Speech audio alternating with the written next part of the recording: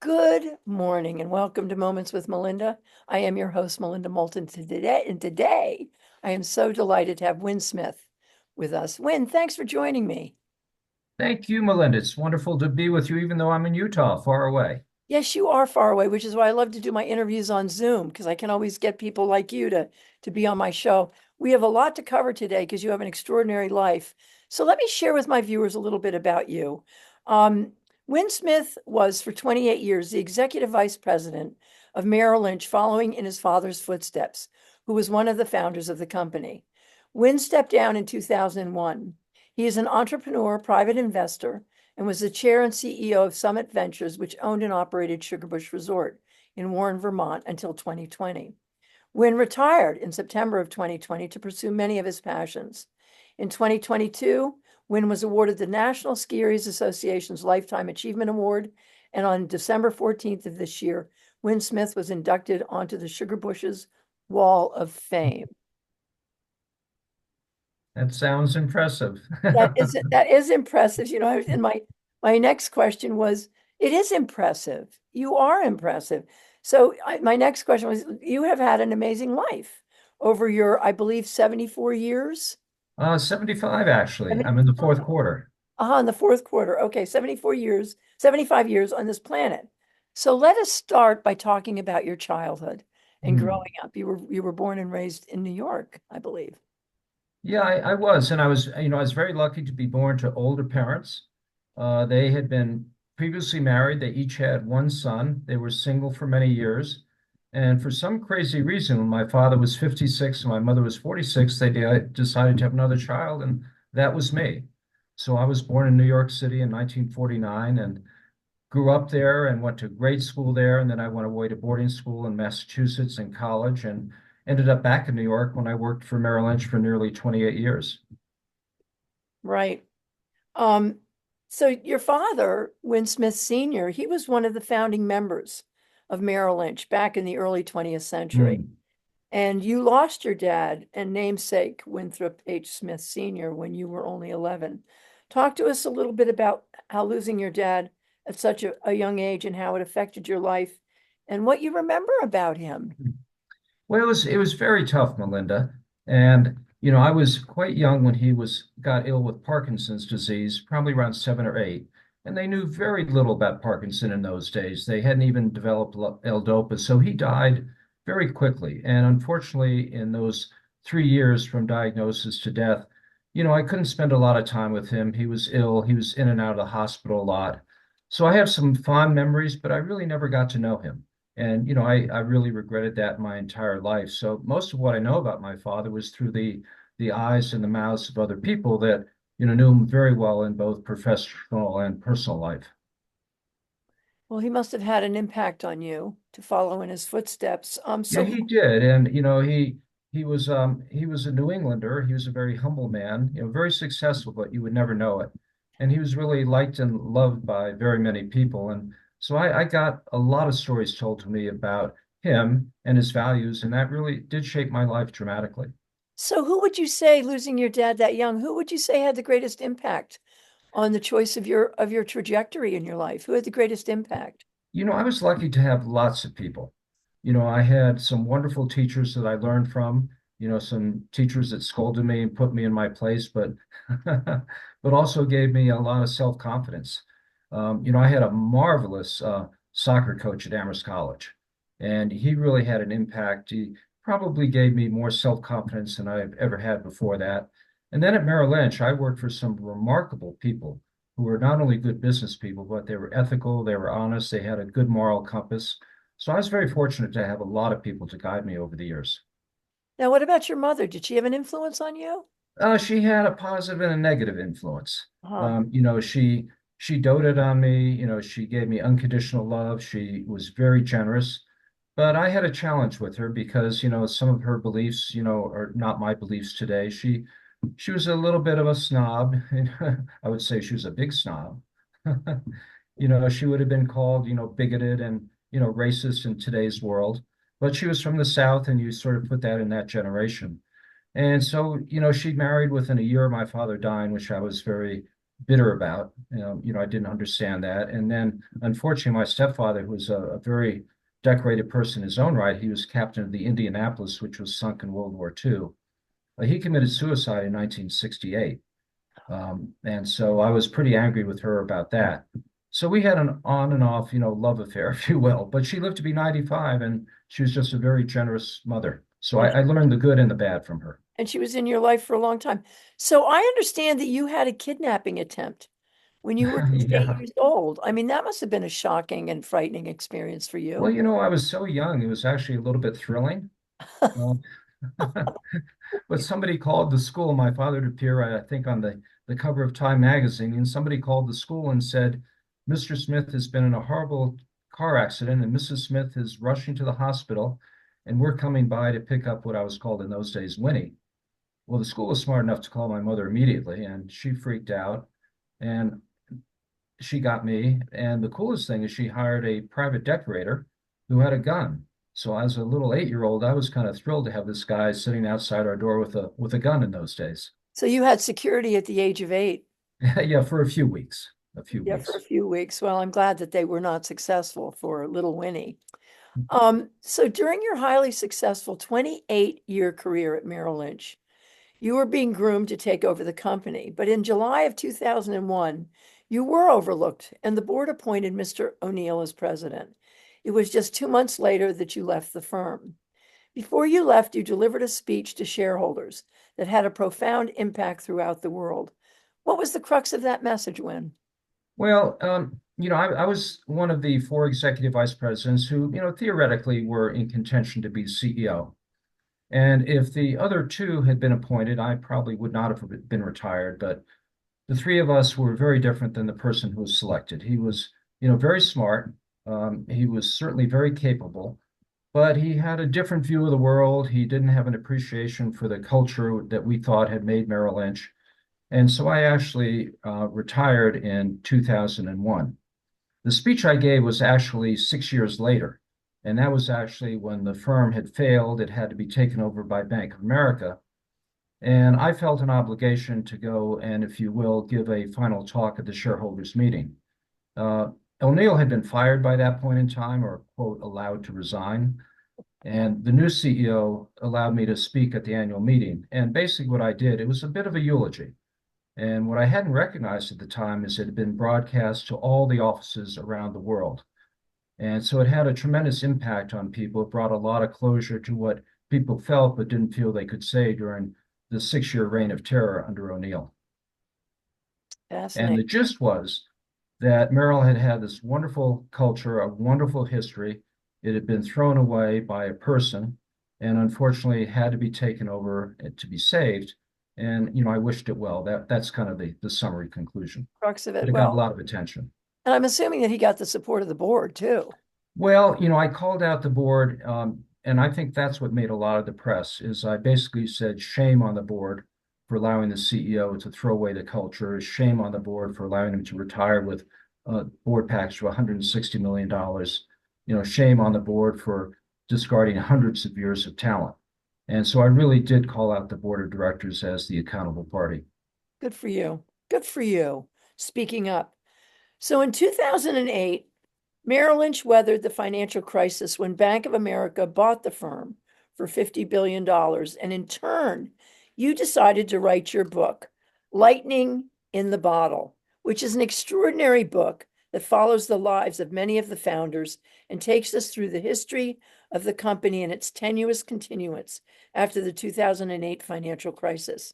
So, what inspired you to write this book, Win? Talk to us about that. Well, it was kind of interesting because Merrill had actually hired somebody, a fellow named Bill Eichenbarger, to write the history of Merrill Lynch. And when O'Neill came in, he said that was ridiculous. He said that's a ridiculous waste of time. We don't need the history of Merrill Lynch, and he fired the guy. So Bill Eichenbarger, after he heard my speech, called me and he said, you should write the book, and if you like, I've done a lot of research and I will facilitate and help you. So that was the impetus. And then also my wife at the time, Lily, Amazing. said, you really need to do this as well. So it was really the combination of the two of them that motivated me to, put the book together to tell the true history of Merrill Lynch, what it was, what made it great, the value system we had, what caused it to fail. And so that was really the background to the book. How long And did it take? I did it mostly for, I did it for myself, but I did it mostly for the existing and the former people at Merrill Lynch who really cared so deeply about the firm. It's a fascinating book. I mean, Thank you. I just started the chapter about your dad. Mm. I just got through CEM's story, which is fascinating, and I'm listening to it on audio because my eyes aren't very strong, but it's and I understand that it sold 15,000 copies when it was first released. It was very well received. And, I'd say the 90% of the people that bought it were related to Merrill Lynch in some part, but we got some really nice reviews. I think one of the nicest we got was from The Economist, really appreciated the way that Merrill Lynch democratized the capital markets in the 1940s and made investing available to the average American. Right, and we're going to get into that. But for my viewers, if you're interested in reading Wynn's book, which is really a fascinating story, and it's not too, I love the financial details because I'm kind of a finance person, but it's not so far in the weeds that you can't, get off on it. And I think that probably you can get this at your local bookstore. And if not, I'm sure they would be happy to order it. So thank you for writing this book. Um, yeah, that was one of the things that one of my questions was to talk about William Eggenberger, who was a Pulitzer Prize winning journalist. And back in 2009, when you tried to buy back your dad's legacy and buy Merrill Lynch back, talk to us a little bit about that. Well, it was really Dan Tully, who was the CEO, who I had great admiration for, and Lonnie Steffens and myself. And Bank of America had bought Merrill Lynch, but they'd also bought Countrywide Financial, and they were struggling. And so we flew down to Charlotte, and we really had a meeting with him to see if he might have any interest in having us put together, a syndicate to at least buy part of Merrill Lynch back. But there was no reception to, there was no interest in that. And frankly, they bought a great franchise, and if I were they, I wouldn't have sold Merrill Lynch. Well, we're so grateful that they did. I mean, Lehman Brothers went down. I mean, so many people lost so much money whose Totally. parents worked at Lehman Brothers and, inherited all the stock from Lehman Brothers. And, and Merrill Lynch was bought up by Bank of America and it survived. Why do you think Lehman went under and, Merrill Lynch was saved? I mean, it's such an interesting story. Well, it was a combination of things. I think, some of the regulators were interested in making an example of, a Wall Street firm, and Wall Street firms were, accountable. They were guilty for the subprime mortgage problem. And frankly, Merrill Lynch was one of the most culpable people. O'Neill had a small group of people that speculated with the balance sheet of Merrill Lynch that caused the problem. And so when Bank of America bought it, they were still inheriting some of the problems, but I think they understood, what a great franchise it was, and they were willing to buy Merrill where others weren't willing to buy, Lehman Brothers. And at that point in time, I think Hank Paulson and the Treasury realized you couldn't have two dramatic failures. It would have been consequential to the capital markets. So it was tough. Merrill Lynch people did not want to be owned by a bank. A lot of people left. A lot of people were not satisfied with the banking mentality. It was very different than the Merrill Lynch mentality and culture. But I have to say now, years later, the people that stayed are doing well. I have relatives still working there. They're doing very well. As a client, I feel better served today. But it took a while for people to be assimilated into Bank of America. And right now, I'm really pleased that, they are together and they're doing very well. That it worked out the way it did. Yeah. In many ways, it was a blessing.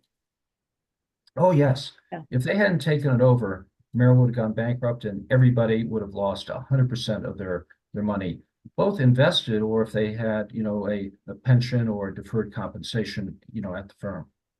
Right. Um, well, we have a Merrill Lynch office at Main Street Landing in our new Lake and, well, it's not very new anymore. It's Right, 20 right. years old, but at Lake and College and extraordinary, wonderful, fabulous people who live by the principles of Merrill Lynch. Hmm. Just extraordinary. And, we're going to talk about that. Um, so you have always been a man of principle. And you have always approached business to lift everyone up and create a fair playing field, regardless of one's status. So this was bred into you by the founders of Merrill Lynch, that I'm reading in your book. In some way, back in the early 1900s, these men were introducing socially responsible business practices to the country. And I find that fascinating They were led by their hearts, protecting their profit, but not at the expense of human dignity. Talk about these principles, because it now socially responsible business Yeah, is yeah. mainstream, but back at the turn of this, the century, in the early Oh, yeah. I 1900s. mean, when Charlie Merrill started, he was a 30-year-old kid from, Florida. And he had this crazy idea of starting a firm in 1914 all by himself. And he found a partner the next year called Eddie Lynch, and they became the first Merrill Lynch. And a year later, my father, right out of college, became a runner for them in 1916. But Merrill, I think you asked me about the influence of my mother on me. The influence of Charlie Merrill's mother on him was significant. And she really taught him a lot of values. So he had this ethic is you really, if you're in business, you have to place the interest of the customer first. And that was not the Wild West of Wall Street in the 1920s. It was quite the opposite. But that was embedded in his philosophy. And then he recognized, in his partnership with Eddie Lynch, he can't do things on his own. He has to have a team around him.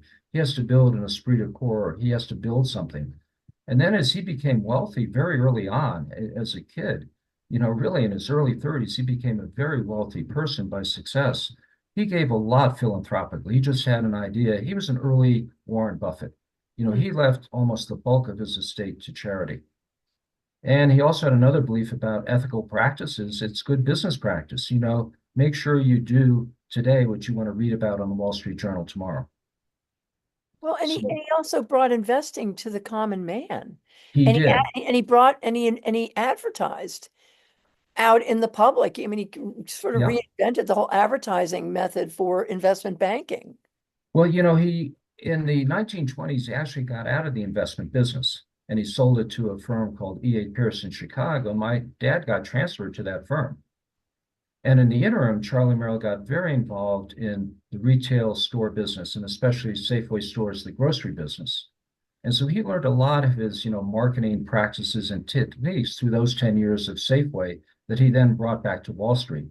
And it was actually my father who approached him in 1930 about coming back into the business and made the biggest sale of his life and said, Charlie, I have an idea, if you want to reinvest. And so they did a lot of analysis. Merrill did a lot of, thinking. And in 1940, they launched the new Merrill Lynch, and Charlie Merrill was the directing partner, and my dad was the managing partner. And so that's how sort of the new Merrill Lynch began when they took Wall Street to Main Street. Was that when it became Merrill Lynch, Pierce, Fenner, and Smith? Not quite. It was You know, originally Merrill Lynch. They did a series of mergers very quickly, 1940, 1941. It was Merrill Lynch and Co., Merrill Lynch, E.A. Pierce and Cassett. Then Merrill Lynch, Pierce, Fenner, and Bean. They bought Fenner and Bean from New Orleans. And then when Alf Bean's son was passed over by my father, who selected another successor to himself, he said, to hell with this, I'm leaving. If you want my name, you got to pay this much money. And the partners voted to let him leave with his name, and they put my dad's name on the firm, unknown to him. It was overnight. He walked in one day, and the firm had been changed to Merrill Lynch, Pierce, Fenner, and Smith. I love it. Well, that's how I knew the firm Yeah. when I was in New York. Well, God, the story, and and it's so just riveting. Again, to my viewers, Catching Lightning in a Bottle by Win Smith. I really encourage you all to read it.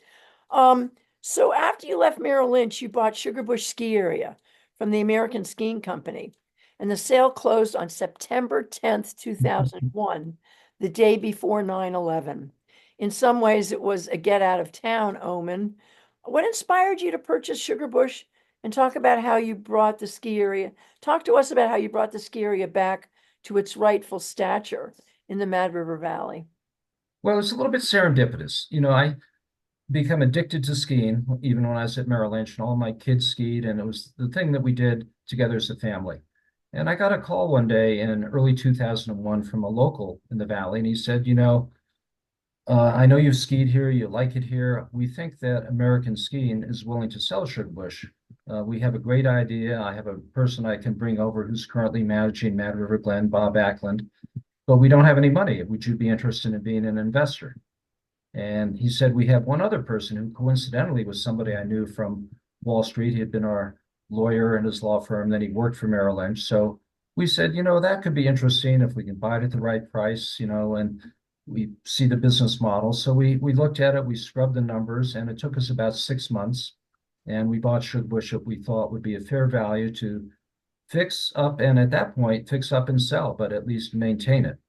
And a couple of years later, I determined that it actually could benefit if I moved up there full time, became the owner operator. And for the next, 20 years, I was the owner operator and sold to Altera, who I think is doing a great job. Well, you have been credited with restoring Sugarbush to the status it originally had when it was founded by Damon and Sarah Gadd in 1958. Well, I always say to somebody, we bought a company with great bones. It just needed to put a little meat on it because it was the Mascara Mountain back in the 50s. It was a great culture. Damon and Sarah Gadd and Jack Murphy and Lixie Fortna, they really deserve credit for putting together this whole business plan, making it successful. And then it went through, a series of ownerships that everybody added, I'd say positively. There wasn't, something that didn't cumulatively get better about Sugarbush, but under American skiing, he ran into financial difficulties. He really turned his back on Sugarbush. There's deferred maintenance. It was going down. It was losing money. So when I inherited, it was an opportunity to really take something that had basic essence and bring it back to life again. And I inherited a great team, added to the team. And at the end of the day, we were successful enough that somebody wanted to buy it. Extraordinary. Great story. So in 2022, you were awarded the National Skiers Association's Lifetime Achievement Award. And on December 14th of this year, you were inducted onto the Sugarbush Wall of Fame. I know that you are a humble and quiet man, and I know you are not one for pomp and circumstance. But these recognitions, I am sure, were well intended for your commitment to serving your community and its people with vision and compassion. But Do you they were recognize great that? honors. And I think, Melinda, it was maybe nicer for my kids and my grandchildren. It's great for them to see a grandfather being recognized. So I was very appreciative of getting both of those. Yeah, they were great. I was at the one at Sugarbush that happened in December, and it was just really a lovely event. Thank you. So let's talk a little bit about the planet because you're someone who has fought for the planet for most of your adult life. Mm. Talk to us about what you learned from the polar explorer, Robert Swan, and your belief that small actions can add up to a big change. Wow, you're bringing up somebody who really, I have great respect for Robert Swan. He was, if your viewers don't all know him, he was, one of the first people to walk to the polar South Pole unaided by any instrument. He did that. And I first met him when we had him as a motivational speaker at Merrill Lynch. And what really struck me is he realized that when he went down there, there was so much junk left behind, especially by Russians. So he committed over the years to going back every year and helping to clean up that junk. And he also recognized that in addition to, the early explorers went down, the one thing that happened to him is his eyes turned white. And they turned white because of the ozone layer. And so in the early days, he recognized environmentally what was happening. And as you know, getting rid of fluorocarbons have actually mended the ozone layer. So he would tell those stories, and it had a great impact on me. Here's this brave, Brit doing exploring, but also at the end of the day, committing himself to going back every year to make, the Antarctica environment better. How old were you when you met him? Oh God, I was probably in my 40s when we So first that used had it at Merrill Lynch. he had a huge impact on you. I Yeah. mean, that was 35 years ago. But I Um, had the greatest impact on me environmentally was actually when I went to camp in Maine for 4 years. Talk about that. And we just had a wonderful Maine guide as a counselor. And so we canoed, we fished, we went into the environment, and I just got an appreciation for how beautiful this planet is if it's properly preserved. And that was camp when you were a young boy. Yeah, from I went there from like 9 to 12.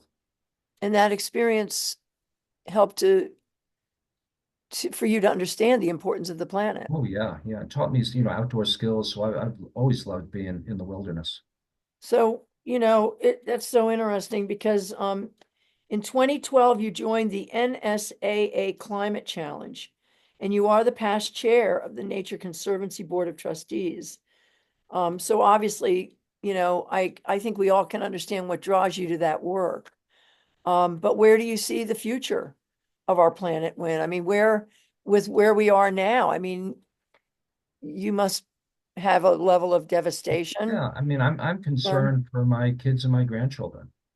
I'm seeing the impact of climate change. Here in Vermont, I'm seeing the impact of climate change on the ski industry.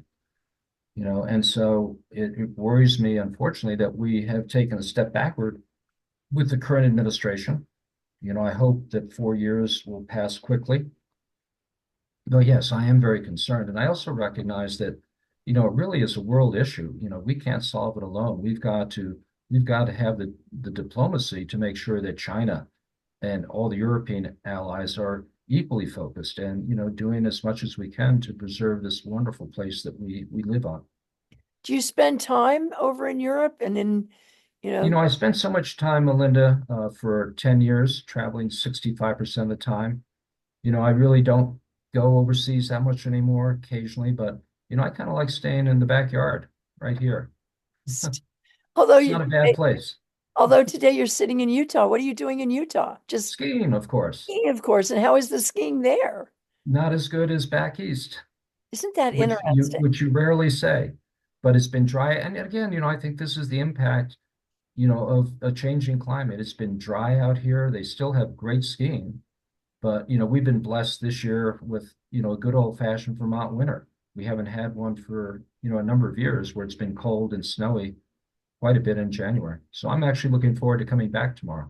Yeah, and they're just getting a base too, though. Yeah, It was wet, exactly. very Yeah. icy, and now they're getting a base. And the cross country skiing is extraordinary. Um, so so where I'm going to say it again because I think we all need to hear from you because you are a man of great wisdom. Where do you see the future of our planet and the future of our species and the road that we're going down as humanity? Have you read the book Species? Have you read Well, I that? guess, I've always been an optimist. I was mentored by optimists. I always believe the glass is half full instead of half empty. I believe in the ingenuity of us. I think that science is going to help a lot. I think none of us really understand artificial intelligence yet. There are pros and cons to it, but artificial intelligence can give us tools to do better things. I think there's more technology coming in terms of carbon capture from the atmosphere. So I think, the solution is going to be a combination of all things. I think there are nature-based solutions. I think there are science-based solutions. I think there are diplomatic solutions. And I think we just have to stay focused. And I think we have to have, the right people taking the leadership to move us forward. So I remain concerned, but optimistic. Do you think we do have the right leadership? In, in the country? Do you, No. Yeah, and I'll say to your viewers, one of my proudest moments at Merrill Lynch was when we fired Donald Trump as a client back in the early 1990s. talk about that just briefly for my viewers. Well, it was he, and I'm not being political, I'm being factual. Okay. He was a bad business person. He had multiple bankruptcies. He built the Taj Mahal, went bankrupt within a year. We represented the bondholders, and one night, as he tends to do, he lambasted personally by name some Merrill Lynch employees as being dumb, stupid, terrible bankers. And the chairman at the time, Dan Tully, called him up and said, "We don't need your business anymore. Take it elsewhere." And he said, "As long as I'm CEO, we will never do business with him." Wow. So that was a brave, and we were the first, but many banks followed suit after that. Well, that's a feather in Merrill's cap for sure.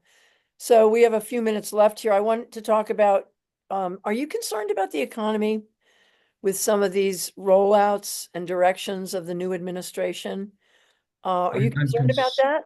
Yes, yes, I am. I mean, I think it's a mixed blessing, very honestly. And this is my personal opinion. I'm very concerned about the deficits that are being run up. At some point in time, you have to pay the piper. Mhm. I think there has been, my personal view is there has been too much regulation in certain sectors. So getting that back in balance, I think, is positive.